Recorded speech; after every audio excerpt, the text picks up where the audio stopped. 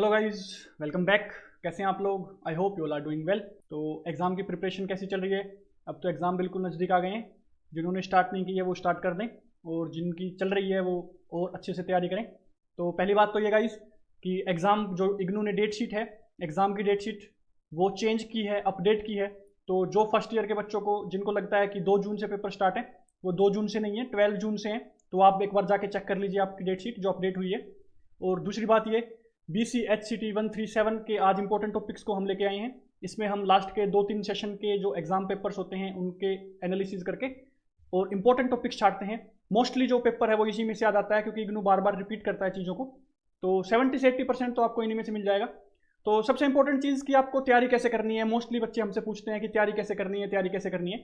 तो तैयारी कैसे करनी है आपको, ये जो हमारे टॉपिक्स होते हैं, इंपॉर्टेंट टॉपिक्स हम लेके आते हैं। हर एक जो सब्जेक्ट होता है, सब्जेक्ट कोड उसके लेके आते हैं, हम उसको बनाते हैं, ठीक है जी। तो इनको एक पेपर पे नोट डाउन कर लीजिए, ठीक है।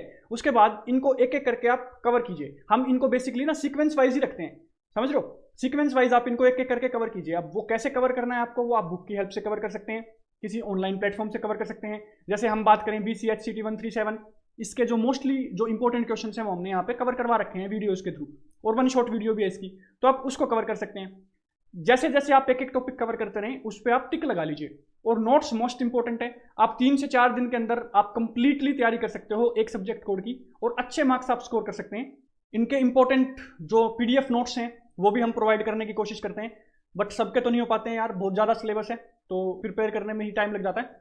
तो इनको आप सबसे पहले नोट्स जो होते हैं उनको बनाते हुए चलिए। नोट्स की मेनली जो कहाँ जरूरत पड़ती है, पेपर से एक रात पहले या पेपर्स के दिन ही सुबह सुबह आप उन सारे नोट्स को एक बार क्विक रीजन के तौर पे अगर आप रिवाइज कर जाते हैं तो आप ऑब्वियसली एग्जाम में अच्छा स्कोर कर पाएंगे। क्योंकि आपने ये तो है नहीं भैया पूरा साल पढ़ा है। अब इग्नू का, ओपन यूनिवर्सिटी का यही तो फायदा होता है। अब 3-4 दिन में ये आपने पढ़ा है तो रिवीजन की जरूरत तो पड़ेगी। तो चलिए गाइस शुरू करते हैं अपन। सो गाइस ये 2 पार्ट्स में आता है। फर्स्ट पार्ट में आपका कोऑर्डिनेशन केमिस्ट्री, सेकंड पार्ट में आपका स्टेट्स ऑफ मैटर और केमिकल काइनेटिक्स वगैरह आता है। तो चलिए इसको शुरू करते हैं। सबसे पहले तो आपका ट्रांजिशन जो एलिमेंट्स होते हैं उनके टाइप्स आते हैं। सो गाइस इसके अंदर आपको D एंड F ब्लॉक जो एलिमेंट्स होते हैं उनको पढ़ना होता है। अब इनके अंदर आपको इनकी सारी कैरेक्टरिस्टिक्स पढ़नी होती है इंपॉर्टेंट। तो इलेक्ट्रॉनिक कन्फिग्रेशन आपको इनकी पढ़नी होती है, D की और F ब्लॉक एलिमेंट्स की। जनरल इलेक्ट्रॉनिक कन्फिग्रेशन जो आपकी होती है, इसमें डायरेक्ट पूछ लिया जाता है कि इसकी इलेक्ट्रॉनिक कन्फिग्रेशन आप बताओ। तो उसमें क्या होता है, एक ट्रिक होती है भैया इसकी, समझ रहे हो। एनर्जी बेसिस पे एक ट्रिक होती है, जैसे पहले 1s फिल किया जाता है, फिर 2s फिल किया जाता है, समझ रहे हो, फिर 2p फिल किया जाता है, ठीक है, फिर 3s, फिर 3p, 3d से पहले 4s फिल किया जाता है। तो ये एक ट्रिक होती है ना। तो इस तरह से अगर आप इसकी ट्रिक याद रख लोगे तो मोस्ट इंपॉर्टेंट है, वो क्वेश्चन आपके सोल्व हो जाएंगे, ठीक है जी। उसके बाद जनरल कैरेक्टरिस्टिक्स होती हैं इसमें। अब जनरल कैरेक्टरिस्टिक्स देखो यार, अगर आपने 11th-12th क्लास में अच्छे से फिजिक्स केमिस्ट्री पढ़ी है तो इसमें आपको कहीं पर भी दिक्कत नहीं आएगी। क्योंकि इसके अंदर क्या होता है, आयनाइजेशन एनर्जी होता है, इलेक्ट्रॉन गेन एंथैल्पी होता है, समझ लो, ये सारी चीजें होती हैं इसके अंदर। जनरल कैरेक्टरिस्टिक्स के अंदर मेटेलिक कैरेक्टर होता है, नॉन मेटेलिक कैरेक्टर होता है। तो ये सारी चीजें आपको छोटी छोटी चीजें हैं, ठीक है, ज्यादा बड़े टॉपिक्स नहीं होते ये। और अगर आपने 11th-12th में इनको पढ़ रखा है अच्छे से तो यहाँ पे तो आपको पढ़ने की भी जरूरत नहीं है, इतना आसान चीज होती है, ठीक है। उसके बाद आपकी कैटालिटिक प्रॉपर्टीज आती है। कैटालिटिक प्रॉपर्टीज मतलब ट्रांजिशन एलिमेंट जैसे निकल वगैरह होते हैं, इनकी कैटालिटिक प्रॉपर्टी होती है कि ये जैसे हाइड्रोजनेशन वगैरह रिएक्शन के अंदर catalyst as a catalyst use होते हैं, सरफेस एरिया प्रोवाइड करते हैं, समझ रहे हो, रिएक्शन को तेज कर देते हैं, एक्टिवेशन एनर्जी उसको क्या करते हैं, कम कर देते हैं, समझ रहे हो। देन इसके बाद टॉपिक आता है अलॉयज का, टॉपिक आता है इंपॉर्टेंट, इसका क्वेश्चन बन जाता है अलॉयज में कैसे कैसे कौन कौन से मेटल यूज होते हैं, कितने यूज होते हैं, उसकी रेशियो वगैरह ना। उसके बाद अपने पास आता है कलर्स ऑफ ट्रांजिशन मेटल्स की, कैसे ट्रांजिशन मेटल्स जो होते हैं वो कलर्स प्रोवाइड करते हैं, कलर्स देते हैं। ये जनरली आपका कोऑर्डिनेशन कंपाउंड में भी एक टॉपिक होता है जिसमें आप CFT क्रिस्टल फील्ड थ्योरी के थ्रू पढ़ते हो उसको। तो वैसे भी लिख सकते हो आप, इससे भी नोट डाउन कर सकते हो। तो यहाँ पे क्या आपके पास next, role of different elements in biological process, ये मोस्ट इंपॉर्टेंट है टॉपिक। इसका जो है 2024 के दिसंबर के सेशन के अंदर भी एक क्वेश्चन बना हुआ था कि आयरन का बताओ। अब आयरन है यार, ऑब्वियसली बायोलॉजिकल प्रोसेसेस के अंदर देखो भैया, रेस्पिरेशन है, बायोलॉजिकल प्रोसेस है। तो जो बायोलॉजिकल प्रोसेस में जो रेस्पिरेशन होता है उसके अंदर ऑक्सीजन को ट्रांसपोर्ट कौन करता है, आयरन। तो रेड ब्लड सेल के अंदर जो हीमोग्लोबिन प्रेजेंट होता है उसमें आयरन की अच्छी खासी मात्रा प्रेजेंट होनी चाहिए, ठीक है जी। होनी क्या चाहिए, होती है ऑब्वियसली, जो कि ऑक्सीजन के साथ बाइंड करके उसको ट्रांसपोर्ट करने का काम करता है। तो एक तो यही रोल हो गया उसका। दूसरा और क्या बायोलॉजिकल प्रोसेसेस में आयरन का रोल होता है, वो सारी चीजें। आयरन की कमी से फिर क्या प्रॉब्लम हो जाती है, एनीमिया की कमी हो जाती है, समझ रहे हो। एनीमिया एक बीमारी है, आयरन की कमी से हो जाती है वो, ठीक है। उसके बाद लेंथेनोइड्स एंड एक्टिनोइड्स, ये क्या होते हैं, F ब्लॉक एलिमेंट्स की 2 सीरीज होती है, एक लेंथेनोइड की होती है, दूसरी एक्टिनोइड्स की होती है।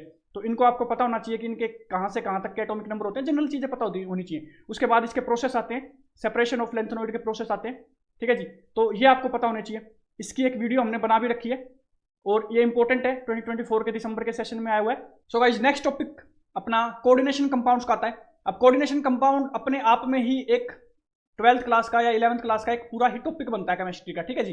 अब इसके अंदर क्या क्या चीजें हैं चलो देखते हैं। सबसे पहले अपने पास बेसिक्स हैं। बेसिक्स में क्या क्या आपको पढ़ना होता है, कोऑर्डिनेशन कंपाउंड्स का जनरल ओवरव्यू हमें इसमें कवर करना है कि कोऑर्डिनेशन स्फीयर क्या होता है। देखो ये होता है ना कोऑर्डिनेशन कंपाउंड, एक होता है ब्रैकेट के अंदर फिल होती है चीज, उसको बोलते हैं कोऑर्डिनेशन स्फीयर। जैसे मान लो हम बात करें COF6, ठीक है जी, मतलब F जो है लिगेंड जो है, CO सेंट्रल मेटल एटम। अब ये सारी चीजें इसके अंदर हमें पढ़नी है कोऑर्डिनेशन स्फीयर के अंदर, ये सारी चीजें। इसकी भी हमने एक वीडियो बनाई हुई है जिसमें बेसिक्स हमने कवर किए हैं, लिगेंड्स, टाइप्स ऑफ लिगेंड्स, ठीक है, ऑक्सीडेशन स्टेट कैसे फाइंड आउट करते हैं, कोऑर्डिनेशन नंबर कैसे फाइंड आउट करते हैं, इसकी दो टाइप की वैलेंसी आती है, प्राइमरी वैलेंसी और सेकेंडरी वैलेंसी।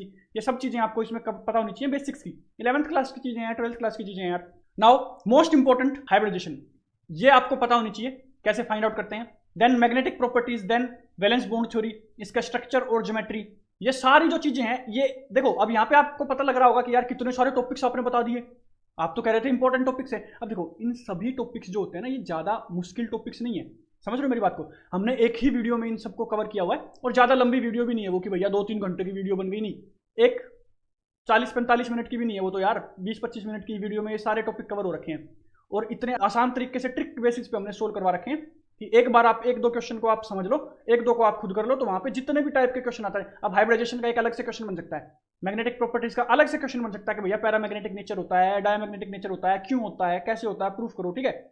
उसके बाद वैलेंस बॉन्ड थ्योरी में आपको स्ट्रक्चर, ज्योमेट्री, ये सब चीजें बनानी आ सकती हैं, समझ रहे हो मेरी बात। तो ये सारी चीजें हमने उसमें कवर करवा रखी है, तो आप वहां पे चेक कर सकते हो। पूरी की पूरी प्लेलिस्ट या वन शॉट वीडियो आपको आई टैब पे हम डाल देंगे। उसके बाद आपका टॉपिक बनता है क्रिस्टल फील्ड थ्योरी का, ये इंपॉर्टेंट है भैया। इसी के अंदर आपका weak field energy, weak field ligands और स्ट्रॉन्ग फील्ड लिगेंड्स जो होते हैं वो सब पता चलते हैं। और इसी के अंदर आपकी crystal field stabilization energy find out करनी आती है, इसकी भी हमने एक ट्रिक से कर रखी है पूरी की पूरी क्रिस्टल फील्ड थ्योरी। देखो अब उसके अंदर ये तीनों टॉपिक्स कवर हो जाएंगे, समझ रहे हो, ये तीनों एक ही वीडियो में कवर हो जाएंगे और ज्यादा बड़ी वीडियो भी नहीं है वो भी, ठीक है। तो crystal field stabilization energy find out करने का इंपॉर्टेंट क्वेश्चन 2024 दिसंबर सेशन में आया हुआ है, तो इंपॉर्टेंट है कैसे फाइंड आउट करते हैं, क्या फॉर्मूला होता है, वो सब चीजें हमने डिस्कस कर रखी हैं।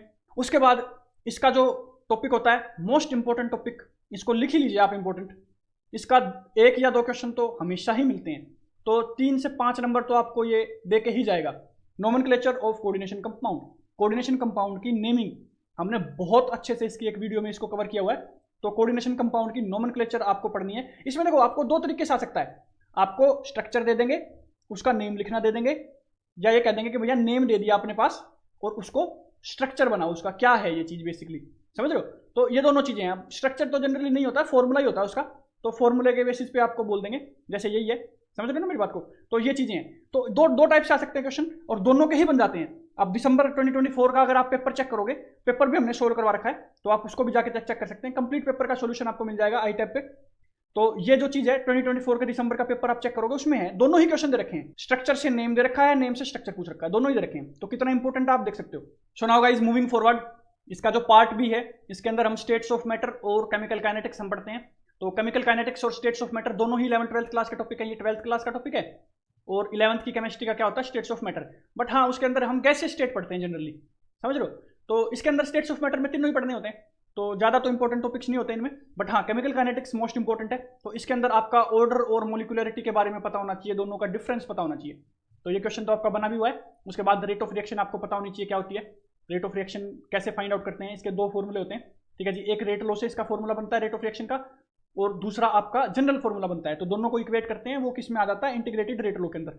अब ये जितने भी टॉपिक्स यहाँ पे लिखे हुए हैं, zero order, first order, second order, factor affecting rate of reaction, ये जनरली देखने में क्या लग रहे हैं आपको, हाय इतने सारे टॉपिक्स दिखा दिए भैया ने। तो अरे यार इतने सारे टॉपिक्स नहीं है, एक ही वीडियो के अंदर 30 से 35 मिनट की वीडियो है, उसके अंदर सारे टॉपिक्स अच्छे से कवर करवा रखे हैं विद एग्जांपल्स, समझ रहे हो मेरी बात को। तो आप उसको जाके चेक कर सकते हैं।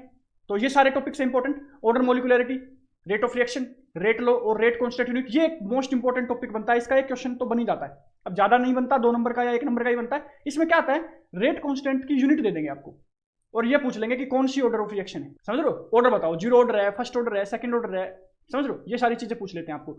या फिर आपको ये कह देंगे कि फर्स्ट ऑर्डर रिएक्शन है और रेट कांस्टेंट की यूनिट बताओ, तो ये वाइसा वर्सा पूछ लेते हैं, समझ रहे हो। नाउ नेक्स्ट टॉपिक के ऊपर बात करते हैं स्टेट्स ऑफ मैटर की। तो उसके अंदर क्या क्या आता है भैया, सबसे पहले तो आपकी गैसियस स्टेट। अब गैसियस स्टेट के अंदर लॉज होते हैं गैसियस के कुछ, जैसे चार्ल्स लो, बॉयल्स लो, गेलुसैक्स लो, एवोगैड्रोज लो, ये 4 लॉज होते हैं, ठीक है। उसके बाद एक इन सभी को मिला के क्या आ जाता है, आइडियल गैस लो आ जाता है, ठीक है जी। नाउ नेक्स्ट टॉपिक जो है आइडियल गैस इक्वेशन और उसके numericals. Now ideal gas equation और उसके जो न्यूमेरिकल्स होते हैं ये भी इंपॉर्टेंट होते हैं, इससे डायरेक्ट क्वेश्चन बनता है। अब आइडियल गैस इक्वेशन में PV is equal to NRT, ये सब की रिलेशन दे रखी होती है, टेम्परेचर की, वॉल्यूम की, प्रेशर की, समझ रहे हो, एन नंबर ऑफ मोल्स की, तो इन सब की, और आर क्या होता है अपना गैस कांस्टेंट होता है, तो इन सब की रिलेशन दे रखी होती है, तो इनके जो है क्वेश्चन जो है मोस्ट फ्रीक्वेंटली बन जाते हैं इनसे, समझ रहे हो। उसके बाद Dalton's law of partial pressure.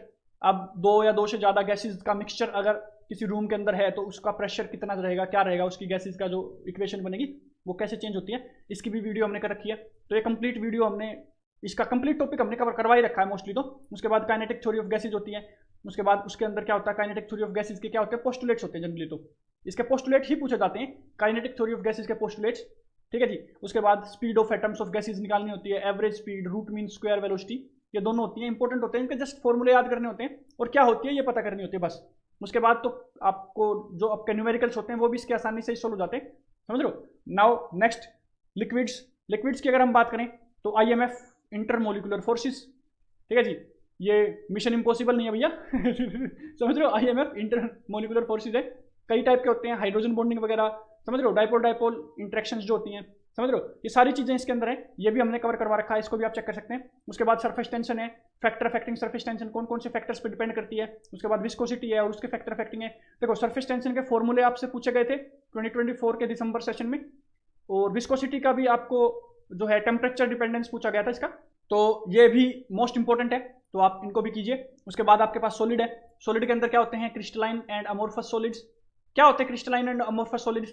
Crystalline solids और अमोर्फस सॉलिड, बेसिकली क्रिस्टलाइन क्या होते हैं, जो कि एक लाइन के अंदर होते हैं, और ये क्या होते हैं, हार्ड सॉलिड्स होते हैं, समझ रहे हो, इनका टेम्परेचर जो होता है वो एक शार्प होता है। अमोर्फस सॉलिड्स क्या होते हैं भैया, अमोर्फस सॉलिड्स जो होते हैं इनको सुपर कूल्ड लिक्विड बोला जाता है। ये सारी चीजें जो होती हैं बेसिक है यार, 4-5 पॉइंट इसके, 4-5 पॉइंट इनके, जनरली इनकी डिफरेंस पूछ लेते हैं, इनके बारे में पूछ लेते हैं, समझ रहे हो, ज्यादा मुश्किल नहीं होता, कहीं से भी कवर कर सकते हो इसको।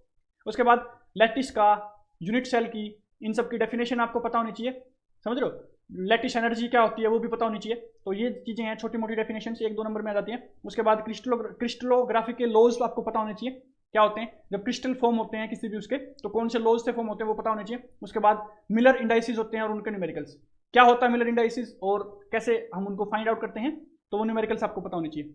तो ये थे 137 के इंपॉर्टेंट टॉपिक्स। आपको वैसे लग रहा है ज़्यादा है, बट ये ज़्यादा नहीं है। मोस्टली इनको 3 या 4 दिन के अंदर सारे टॉपिक्स को, मोस्टली टॉपिक्स को आप कवर कर सकते हो। हमने भी किए हुए यार, हमारे भी अच्छे मार्क्स आए हुए हैं, तो ऐसी कोई बात नहीं है, आप इनको कवर कीजिए। हमारे चैनल से आप कवर कर सकते हैं, अदरवाइज आप किसी और ऑनलाइन प्लेटफॉर्म जहां से भी आपको समझ में आए, इन टॉपिक्स को आप कवर करके जाइए और अच्छे मार्क्स स्कोर कीजिए। Thank you guys, all the best for your exam.